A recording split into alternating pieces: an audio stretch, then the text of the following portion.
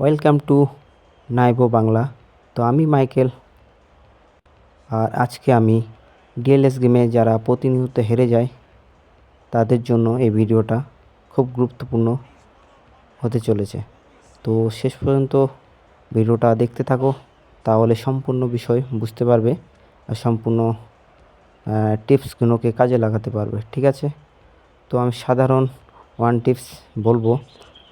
আমি আমার যে স্ক্রিন শটে দেখতে পাচ্ছ যে রেটিং, ঠিক আছে, এটা হলো কি যে আপাতত যে আমাদের ওয়ার্ল্ড কাপ দেখাচ্ছে না, যে ওয়ার্ল্ড কাপ এসছে, কিন্তু আমাদের এই যে প্রথমে যে ছবিটা দেখতে পাচ্ছ আর দ্বিতীয় যে নিচে যে ছবিটা, ঠিক আছে, প্রথম ছবিটা হচ্ছে কি, ওটা হচ্ছে কি ওল্ড মানে হলো ওটা পুরাতন প্লেয়ার। ঠিক আছে, প্লেয়ারটাই একই, কিন্তু আপডেট সিস্টেমে এটা চেঞ্জ হয়েছে। এখন এখন হচ্ছে এই নিচে যে আছে তার রেটিং দেখো কত, আর ওপরে রেটিং দেখো কত, আর নিচের রেটিং দেখো কত। তোমার ওপরের ফার্স্ট রয়েছে SPE, ওটায় রয়েছে 57, আর এখানে দেখো নিচে রয়েছে 61। দ্বিতীয় ACC, ওখানে দেখো রয়েছে 56, এখানে রয়েছে কত, 57। তার মানে এর 1 পয়েন্ট বেড়েছে আর এর বেড়েছে 4 পয়েন্ট। তারপর দ্বিতীয়তে দেখো GKR দেখো, ওখানে রয়েছে 90, এখানে রয়েছে 95, এর বেড়েছে কত, 5। আচ্ছা, STR, ওখানে দেখো কত রয়েছে, 70, এর নিচে রয়েছে কত, 72, বাড়লো কত, 2 পয়েন্ট। আচ্ছা, আর নিচে আমরা দেখব কভারে কত আছে। কভার মানে যেখানে লেখা রয়েছে CON, ওটা কভার বলা হয়। ঠিক আছে, কভারে কত রয়েছে, ওপরে রয়েছে 61, নিচে রয়েছে 63। পাস মানে হলো কি PAS, পাস। ঠিক আছে, সেখানে দেখো নিচে রয়েছে 63, ওপরে পাশে রয়েছে 61। আচ্ছা, GKH, সেখানে দেখো রয়েছে কত, 87, নিচে রয়েছে কত, 93। তার মানে কতটা ডিফারেন্স আছে দেখতেই পাচ্ছ। তো এইগুলোকে তোমাদেরকে ফলো করতে হবে, তাহলে তোমাদের টিমটাকে পুরো শক্তিশালী করতে পারবে আর প্রতিনিয়ত ম্যাচটাকে বিজয় করতে পারবে। ঠিক আছে, আর দ্বিতীয় হলো কি, তোমাকে প্রত্যেকটা ম্যানকে কভার করে করে খেলতে হবে। ঠিক আছে, তুমি যদি কভার না করো তাহলে তুমি কখনো ম্যানটাকে আর কি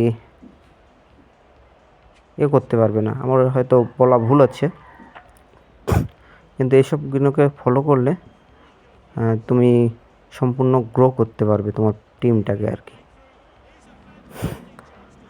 দেখো, ম্যান ছেড়ে রেখে দিয়েছিলাম, গোল হয়ে গেছে, দেখতে পাচ্ছ। দেখো কীভাবে ম্যানগুলো ছাড়ছি। দেখো, তৃতীয় টিপস হলো কি, মেন আসার আগে তোমাদেরকে বলটাকে পাস করতে হবে। ঠিক আছে, সবসময় স্পিড রাখতে হবে তোমার পাসে। এই হলো ম্যান টিপস। আর 4 নম্বর টিপস শুনলে তোমাদের সম্পূর্ণ 100% বলবো না, 99% তোমার টিমটা শক্তিশালী হয়ে যাবে। এই যে রাইট লেফট দেখবে প্লেয়ারের লেখা থাকে। ঠিক আছে, সেই সবগুলোকে করতে হবে। রাইটকে কোথায় দিতে হবে, লেফটকে কোথায় দিতে হবে, আরও আছে। ঠিক আছে, তো তোমরা যদি জানতে চাও সম্পূর্ণ, তো আমাকে কমেন্ট করবে, ভাই 2 পার্টটা দাও, আমাদের টিমটাকে সম্পূর্ণ শক্তিশালী করতে চায়। তো টাটা, বাই বাই। আর সম্পূর্ণ যদি ভিডিওটা ভালো লেগে থাকে আর আমি যদি কিছু সঠিক বলে থাকি তাহলে অবশ্যই সাবস্ক্রাইব করতে ভুলবে না। সবার আগে আমার নোটিফিকেশান ভিডিওটা তোমাদের কাছে পৌঁছাবে। আর আমি হলাম নতুন ইউটিউবার, এই জন্য আমরা একটু কনফিউজ হচ্ছে, আমি সাজিয়ে বলতে পারছি না, কিন্তু সম্পূর্ণ টিপসগুলোই তোমাদের কাজে লাগবে। ঠিক আছে, আর তোমরা যদি জানতে চাও লেফট প্লেয়ারকে কোথায় দেবো, রাইট প্লেয়ারকে কোথায় দেবো, ঠিক আছে, তো এর জন্য আমি 2 পার্ট নিয়ে আসবো, যদি কমেন্ট করো তোমরা।